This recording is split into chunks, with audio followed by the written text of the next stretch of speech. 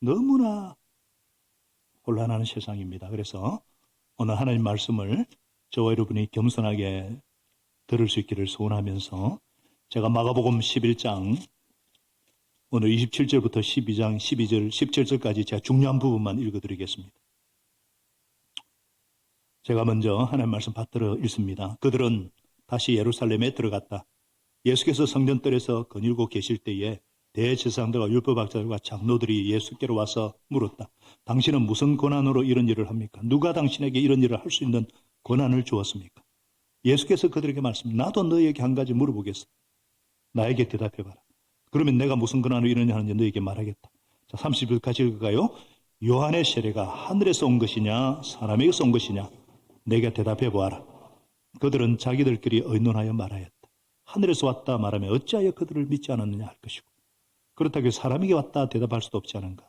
그들은 무리가 두려워하고 있었고 모두가 요한을 참 예언자라고 알고 계시기 때문입니다. 그래서 그들이 예수께 대답하였다. 모르겠습니다. 예수께서 그들에게 말씀은 나도 내가 무슨 권한으로 이런 일을 하는지를 너에게 말하지 않겠다. 예수께서 도리어 그들에게 비유로 말씀하기 시작하셨다.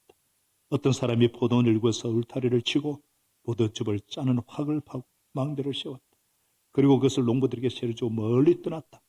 때가 되어서 주인은 농부들에게서 포도원 소출의 얼마를 받으려고 한 종을 농부들에게 보냈다.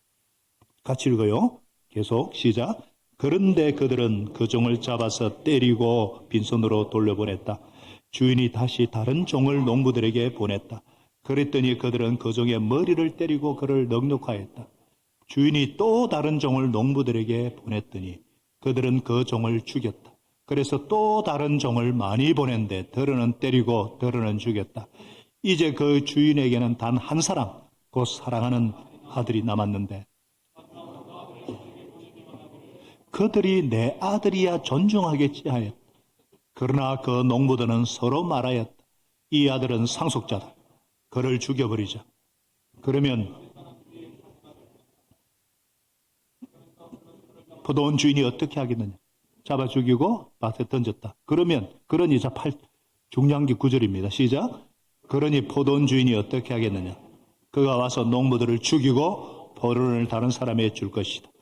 너희는 성경에서 이런 말씀도 읽어보지 못하였느냐? 집을 짓는 사람이 버린 돌이 집모퉁이의 머릿돌이 되었다. 이것은 주님께서 하신 일이요 우리 눈에는 놀랍게 보인다. 그들은 이 비유가 자기들을 겨냥하여 하신 말씀인 줄 알아차리고 예수를 잡으려고 했다. 그러나 그들은 무리를 두려워하여 예수를 그대로 두고 떠나갔다. 제가 17절을 읽어드립니다. 예수께서 그들에게 말씀하셨다. 황제의 것은 황제에게 돌려주고 하나님의 것은 하나님께 돌려드리라. 그들은 예수께 경탄하였다. 12장 13절부터 17절까지는 다음 주에 다시 한번 제가 설교할 거고, 오늘 목자성경 공부 요절입니다만은 공부할 1시에 하거든요. 오늘은 산성기도회 때문에 너무 중요한 흐름상으로 제가 17절은 좀 인용을 하겠습니다. 한번 따라하겠습니다. 내 것인가 하나님의 것인가? 분명히 하셔야 돼요. 왜 그런가 한번 살펴보겠습니다. 자, 오늘 말씀을 읽으면서 적들도 예수님께 경탄하였다 그랬잖아요. 자, 우리가 살다 보면은 첫눈에 반할 사람이 있을 수가 있죠. 그런데 시간이 지나가면서 그게 콩깍지가 씌인 것이라는 것을 깨닫게 되잖아요. 저는 예수님께 홀딱 반한 사람입니다. 저를 그렇게 반하게 한 분은 앞으로도 없고 없을 거예요. 예수님께 반했으니까 예수님께 인생을 걸었죠. 예수님이 하나님의 아들이시고 나의 구주일 뿐만 아니라 인간적으로도 예수님의 신성과 인성을 다 갖춘 분이잖아요. 그래서 진짜 우리가 따라가야 될 모델이거든요. 인간적인 면, 인성면에서 보더라도 너무나 멋진 분이에요. 냉철한 지성을 가지고 계시고 뜨거운 감성을 가지고 계시고 강인한 의지력의 소유자세요. 남성다운 씩씩함과 여성다운 섬세함도 갖고 계시고 때로는 청중을 휘어잡는 유머를 갖고 계시고 불에 대해서는 단호하게 책망하고 도전하는 분이시고 아무리 큰 위험이 닥쳐온다 할지라도 우리를 지켜줄 수 있는 든든한 분이시고 외로울 때는 편안하게 기댈 수 있는 따스한 분이세요. 제가 오늘 본문을 준비하면서 얼마나 신이 났는지 우리 예수님은 참으로 지혜롭고 스마트하신 분이십니다. 이런 분이 내 인생의 주인이시고 내 인생을 책임지시고 내 편이다. 그런 사실이 얼마나 신이 나는지. 우리가 신앙이 어릴 때는 하나님이 내 편이시다. 이게 중요한데요. 겁날 게 없더라고요. 예수님이 내 편이다 그러니까 겁날 게 없거든요. 자, 오늘 얼마나 예수님이 스마트하신지 한번 볼까요? 지난주에 살펴봤듯이 예수님께서 성전에 들어가셨죠. 그리고 돈 받고는 자들의 상을 엎고 짐승 파는 사람들의 채찍으로 쫓으시고 내 집을, 기도의 집을, 만민이 기도하는 집을 강도의 소굴로 만들었다면서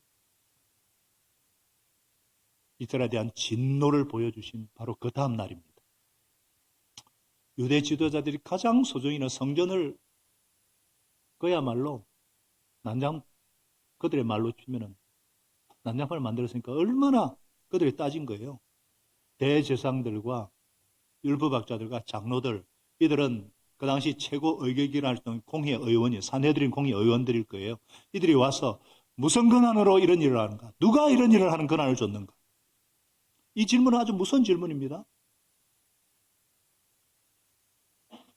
무슨 권한으로 이런 일을 하느냐 질문했을 때 예수님이 내가 하고 싶어 했다 그러면은 그 당시 최고 의결기가 산헤드린 모욕죄고 소요죄로 걸립니다.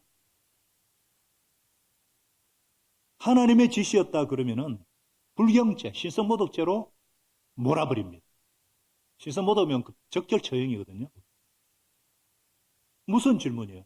어떻게 대답하느냐에 따라서 이 운명이 그냥 바뀌는 그런 위기인데 지혜로우시고 스마트하신 우리 예수님이 도리어 역으로 딱 질문하시잖아요. 나도 너희들에게 한 가지 물어보겠다. 대답해봐라.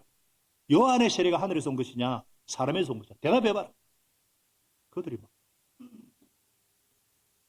콘으로 몰아넣었다고 생각했는데 오히려 อึ뻑것을 맞고 막 놀란 거예요. 아이고 하늘에서 왔다 그러면은 어째서 그런 믿냐 할 것이고 사람에서 왔다 그러면은 우리가 다 예언자라는데 우리가 그래서 모르겠습니다 그랬어요. 모르겠습니다.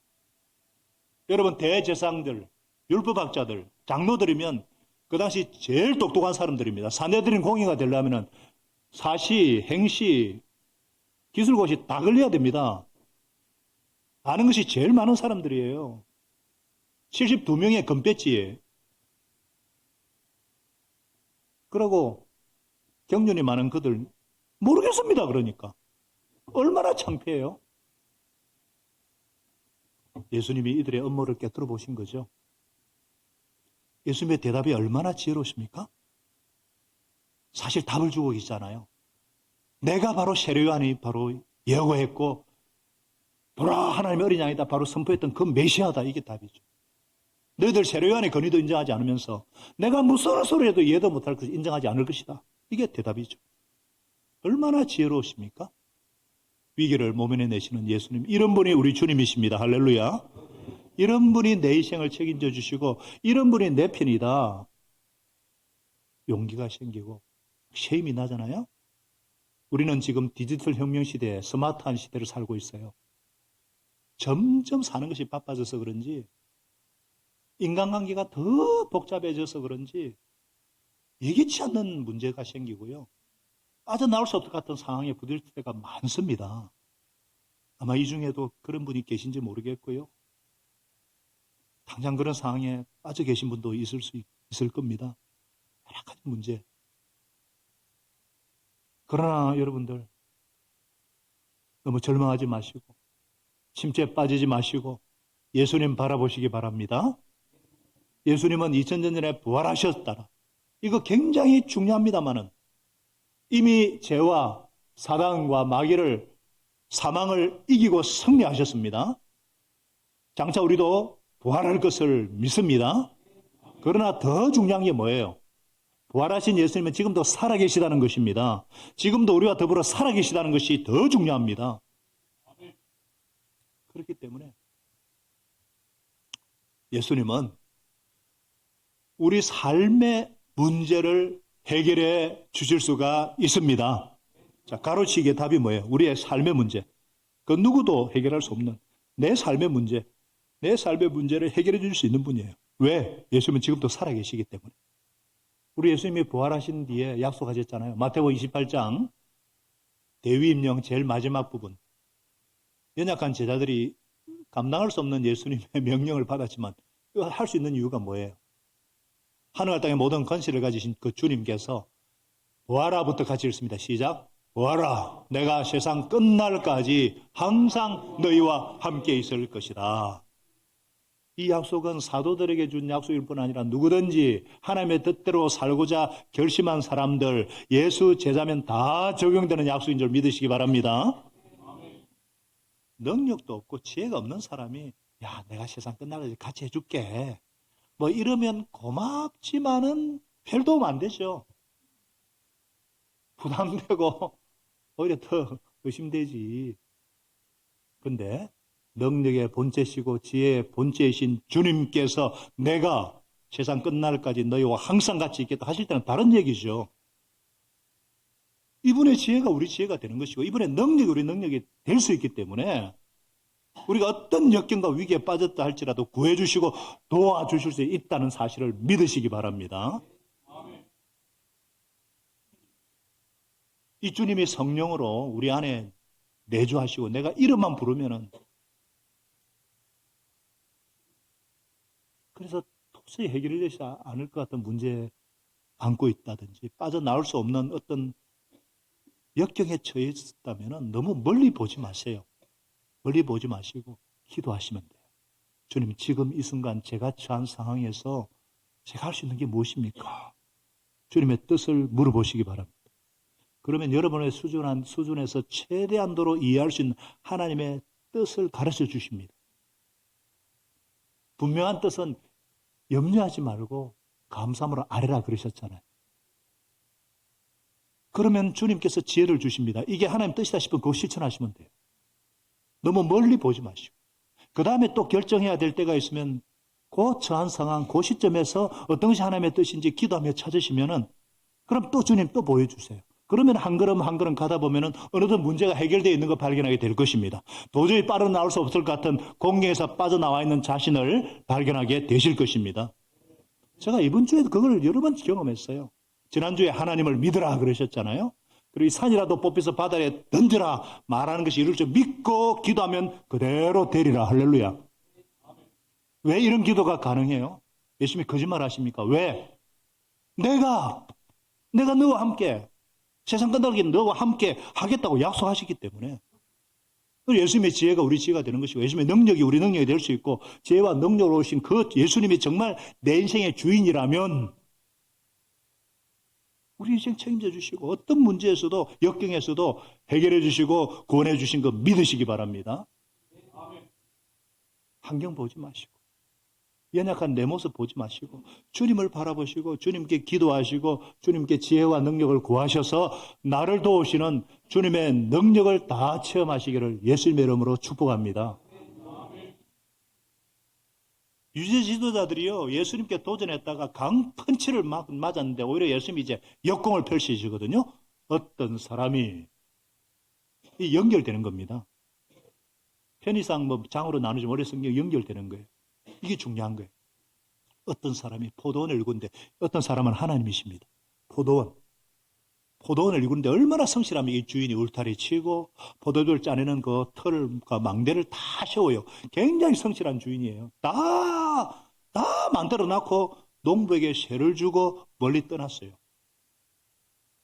때가 되어서 주인이 농부들에게 포도원 소출을 얼마를 받으려고 그런 계약을 했겠죠. 20%는 내 거니까. 소작 알잖아요, 그죠? 그래서 자기 매니저를 보냈어요. 근데 그 종을 잡아 때리고 빈손으로 돌려봤어요. 이런? 다시 또 다른 종을 보냈어요. 머리를 때리고 능력하고 또 다른 종을 보냈어요. 죽여버렸어요. 또 다른 종을 보냈어요. 4번이나 보내요, 4번. 최소한 30번인데 4번이나 보냈단 말이에요. 주인의 인내심은 굉장하죠. 반면에 이 악한 이 농부들 얼마나 무책임하고 폭력적이고 탐욕스럽습니까? 그래서 주인이 6절에 이제는 단 한 사람 마지막으로 아들이 남아있습니다. 아들을 보내면서 내 아들은 존중하겠지. 나를 대하듯이 하겠지. 주인의 행동이 이상하지 않아요?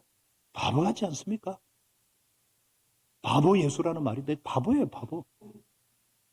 아들은 공경하지 여측은이 없는 기대를 그리 당하면서 또 주인이 아니야, 이 농부들이요.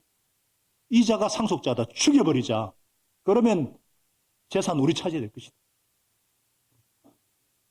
아마 이 소장농들이 이 아들이 왔을 때 아마 주인이 죽어서 아들이 유산을 정리하러 온 것으로 착각했는지 모르겠지만 이 아들 죽여버리면 땅의 소유주가 없어지니까 그 당시 법에는요 일정 기간이 지나면 소장인의 소유가 됩니다. 하도 전쟁이 많아가지고 이런 악랄한 마음을 먹은 거예요. 그래서 아들을 잡아 죽여버리고 바깥에 던져버렸어요. 어떻게 하겠어요? 이 소시를 든 포도원 주인이 어떻게 하겠습니까? 다 농부들 죽여버립니다. 다른 사람들이 줄 것이다. 그대로 됩니다. 비유지만 그대로 돼요. AD 70년에 초토화시켜버립니다. 이스라엘을. 2000년 동안 나라 이렇게 만들고 지금도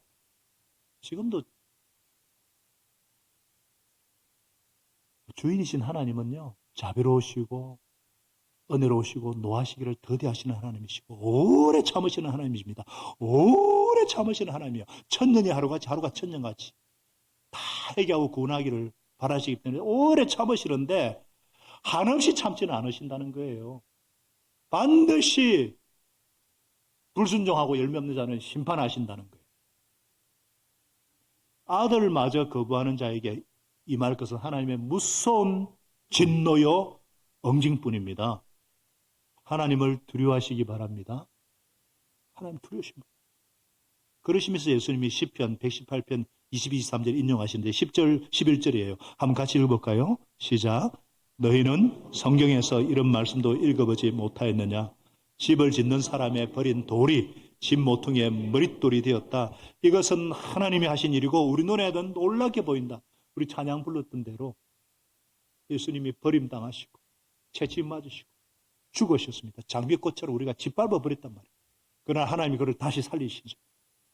여러분 이 비유 말씀은 예수님을 당신을 두고 하신 말씀인데 이 비유의 핵심이 뭐냐? 너희들 하나님을 사랑하고 하나님 존경하자만 한다고 말은 하는데 실제로 하나님 일꾼을 보낼 때마다 핍박하고 죽였다. 돌아오라 회개하라. 내가 주인이다. 그걸 계속 구약 신자에게 계속 그렇게 하셨잖아요. 그런데 끝까지 최후의 아들로 최후의 아들이 내가 왔는데 나마저 죽이려고 한다는 것을 예수님이 아시죠.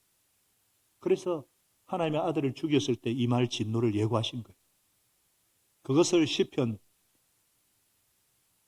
예수님이 오시기 전에 1500년, 2000년 전에 시편을 통해서 1000년 전에 시편을 통해서 인용한 그것을 말씀하신 거거든요. 너희들이 나를 배척한다 할지라도 너희들이 나를 볼품없이 버렸다 하는 그 돌일지라도 모퉁이 집을 짓는 기초석을 삼아서 아름다운 건물을 세우는 것처럼 하나님께서 나를 모퉁이 돌로 삼아서 아름다운 새 이스라엘 하나님의 교회를 세울 것이다.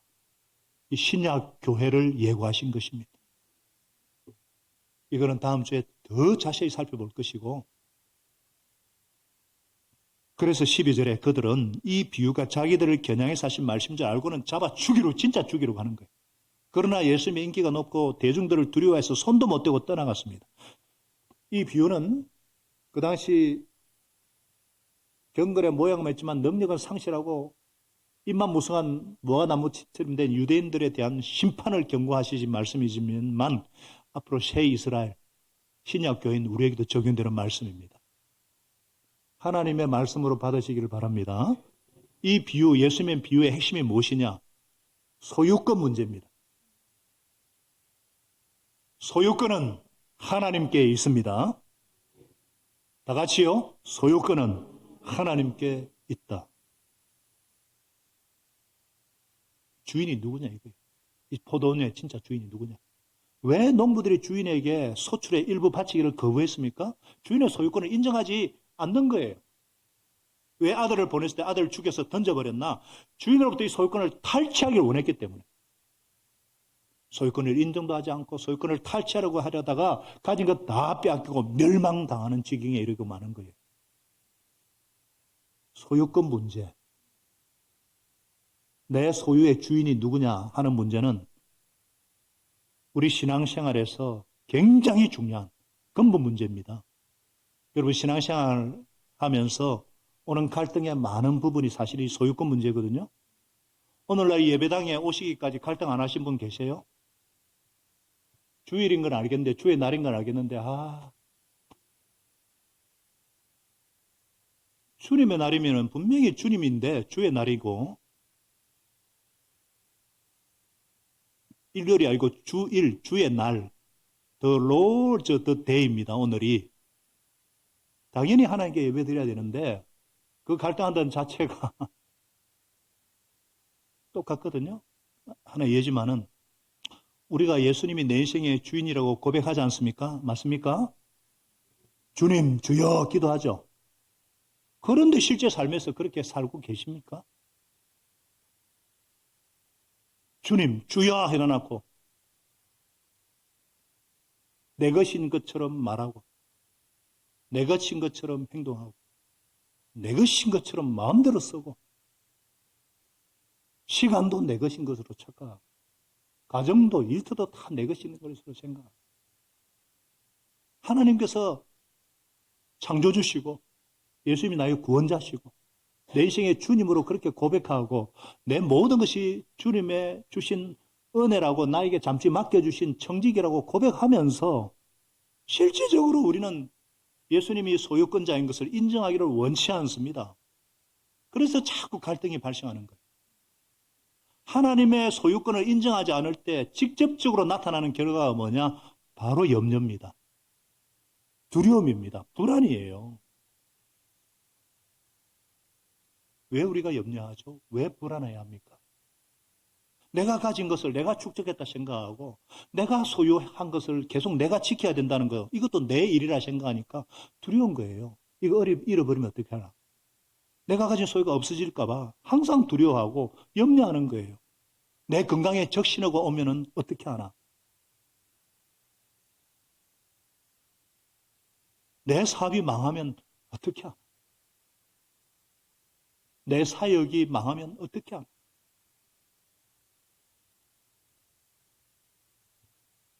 내가 가진 것의 소유권을 인정하지 않으니까 내가 지켜야 된다고 생각하니까 염려와 불안 가운데 살 수밖에 없는 거예요. 그래서 염려, 불안 가운데 더 모으려고 하는데 모으면 모을수록 염려와 불안은 더 커집니다. 여러분 그렇지 않습니까? 도둑이 들어와도 뭐 훔칠 것이 없는 집에 사는 사람은 편하잖아요. 쌓아놓은 것이 많은 사람이 불안하지. 그런 집에 한번 가보세요.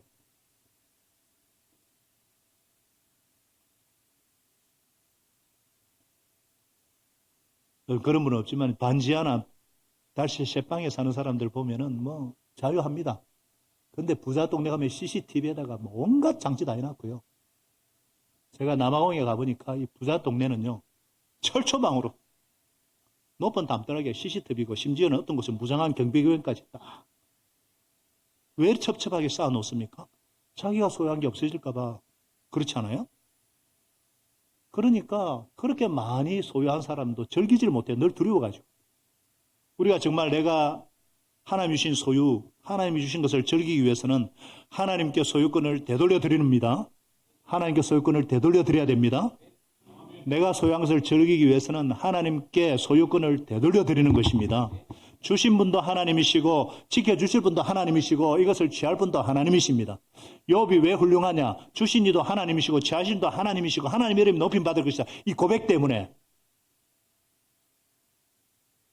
소유권을 하나님께 돌려드릴 때 비로소 우리 마음에 주시는 것이 뭐냐? 절대 평안, 샬롬인 것을 맛보게 되는 것입니다. 그렇잖아요. 하나님이 함께 하시니까. 그래서 하나님이 주신 것에 물질의 노예가 되지 않을 수 있고 물질을 즐길 수 있고 물질을 제대로 쓸 수 있는 사람이 되는 것. 하나님께 소유권을 되돌려 드리는 것입니다.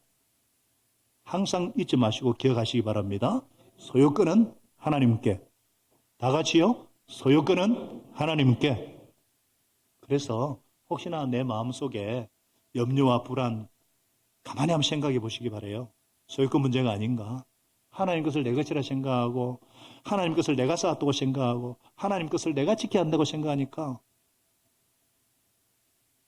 사랑하는 여러분, 하나님을 사랑하고 예수님을 사랑하는 미르르 성도 여러분들, 오늘 이 아침에 하나님께 소유권 되돌려 드리시기 바랍니다.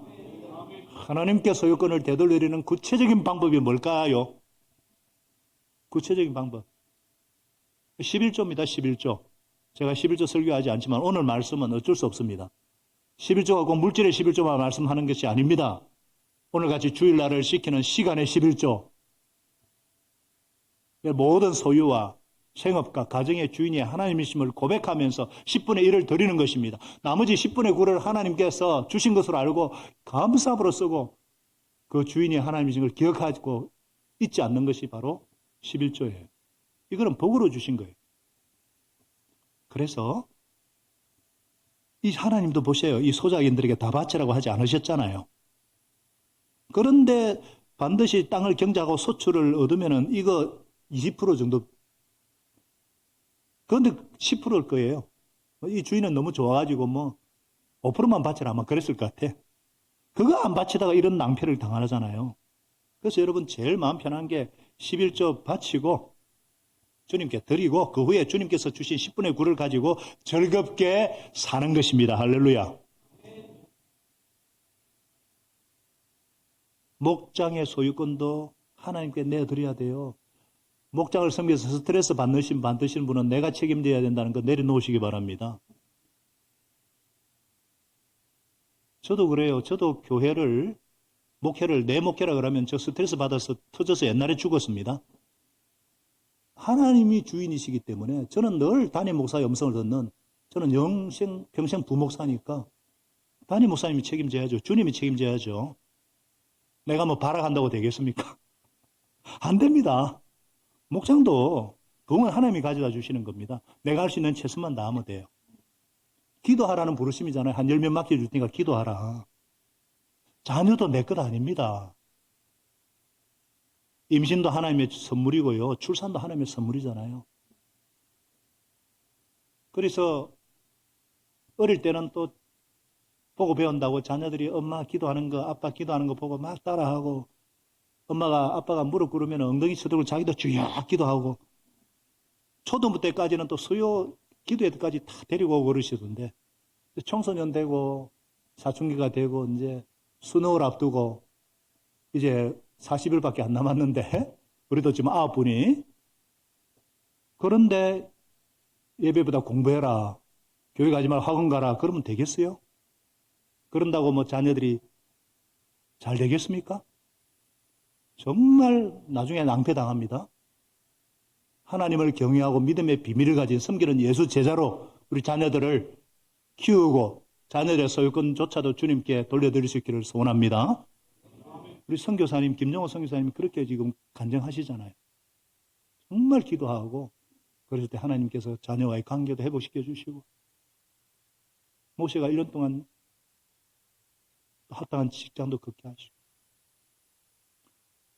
그러니까 소유권을 내가 다 쥐고서 근심과 두려움 가운데 사시는 분들 오늘 이 아침에 소유권을 원래 주인께 돌려드리시고 주신 것 잘 쓰고 주신 것 즐기고 더 채워주시는 은혜를 체험하시는 한 분 한 분 되시기를 예수님의 이름으로 축복합니다.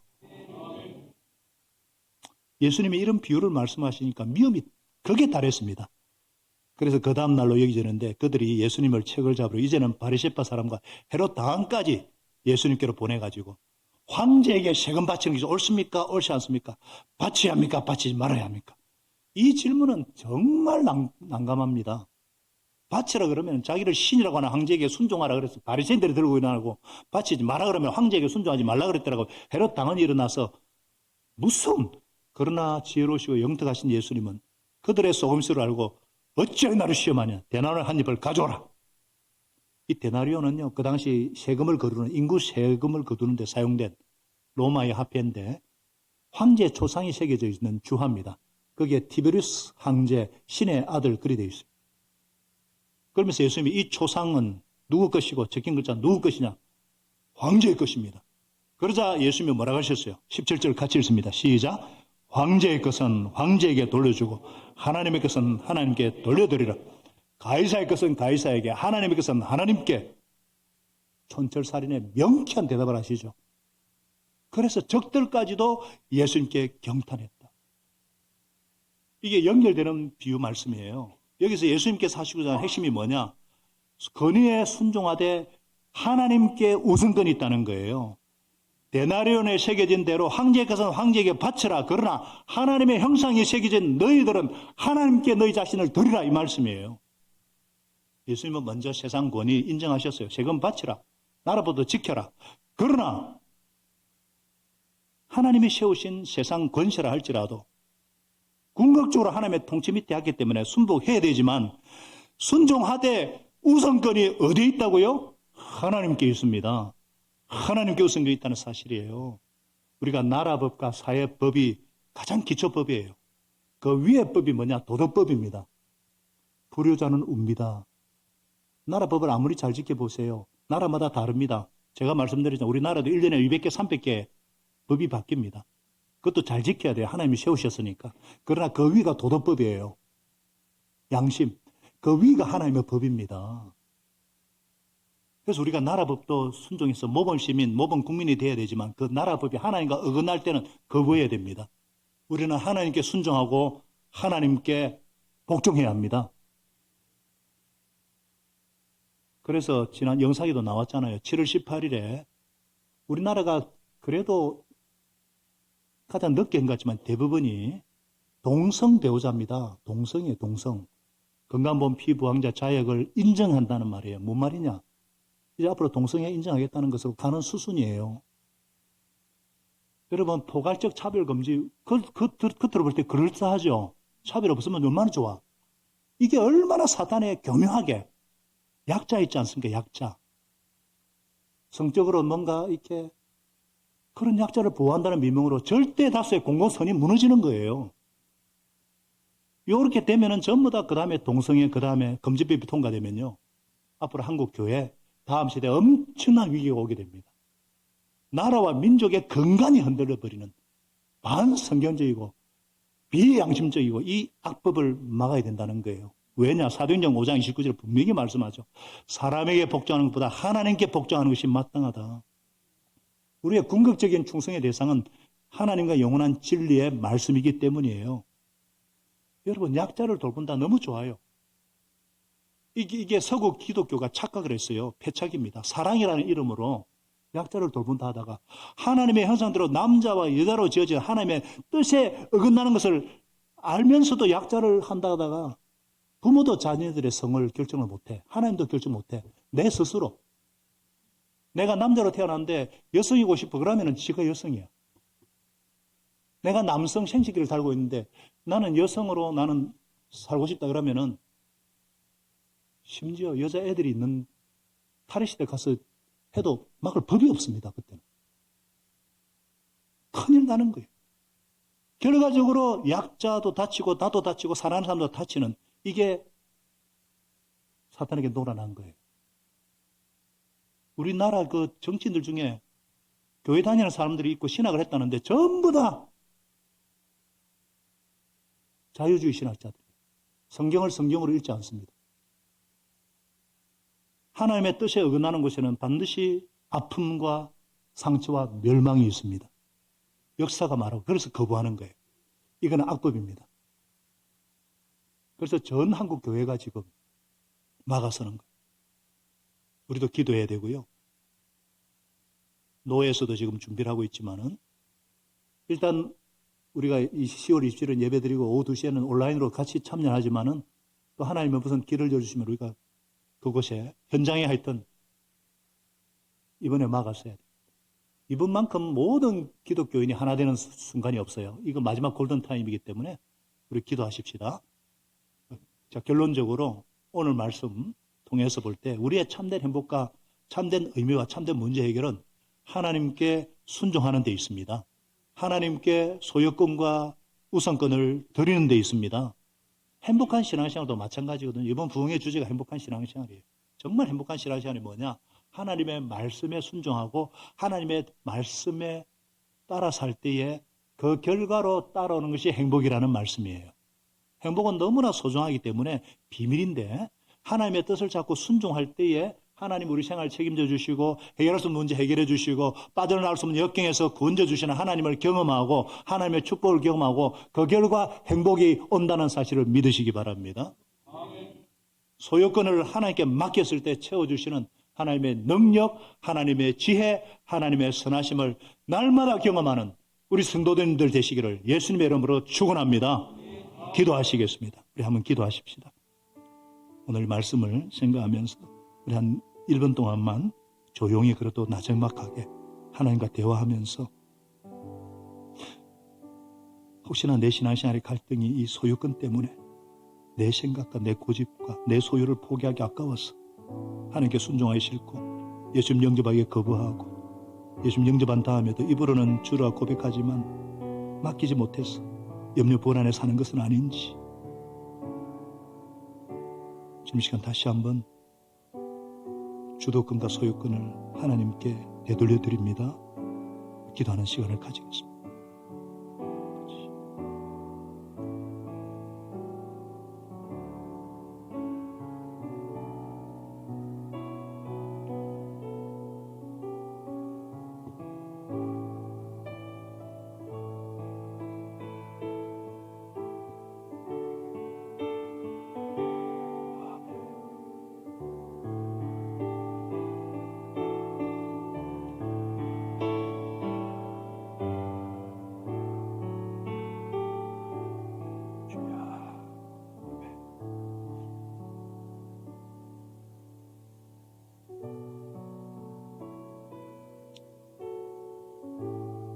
살아계신 아버지 하나님, 참 좋으신 우리 아버지 하나님,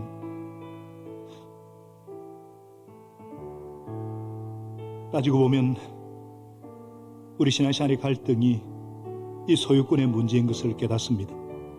내가 가진 생각, 내가 가진 소유를 포기하기가 아까워서 하나님께 순종하기 싫고 그래서 예수님 영접하기를 거부하고 영접한 다음에도 입술로는 예수님을 주님으로 고백하지만 하나님께 소유권을 맡기지 못해서 염려하고 불안 가운데 살아온 나의 모든 불신과 죄악을 주님 앞에 애통하며 회개합니다. 하나님 아버지, 내가 가진 소유권을 하나님께 맡겼을 때에 하나님께서 소유하시고 맡기신 것이 내 것이 된다는 것을 깨닫고 확신하게 도와주시옵소서. 이 아침에 하나님께 소유권을 되돌려 드려야 될 분은 소유권을 되돌리는 결심하게 하시고 신실하신 하나님, 하나님 도우시는 하나님, 지혜와 능력 되시는 하나님을 다 체험하게 하여 주옵소서.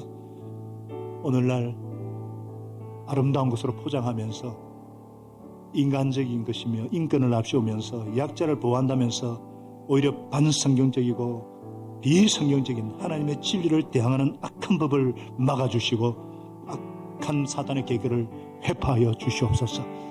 한국교회가 더욱 하나님 앞에 빛과 소금의 역할을 감당하게 도와주시옵소서. 우리 미래로 교회가 그런 교회가 되게 하여 주옵소서. 우리 한 사람 한 사람이 하나님의 질서 앞에 순종하게 하시고 실제 삶에서 하나님을 의지하고 하나님의 뜻에 순종하는, 그래서 정말 주님의 영광을 드러내는 저희가 될 수 있도록 축복하여 주시옵소서. 예수님의 이름으로 감사하며 간절히 기도합니다. 아멘.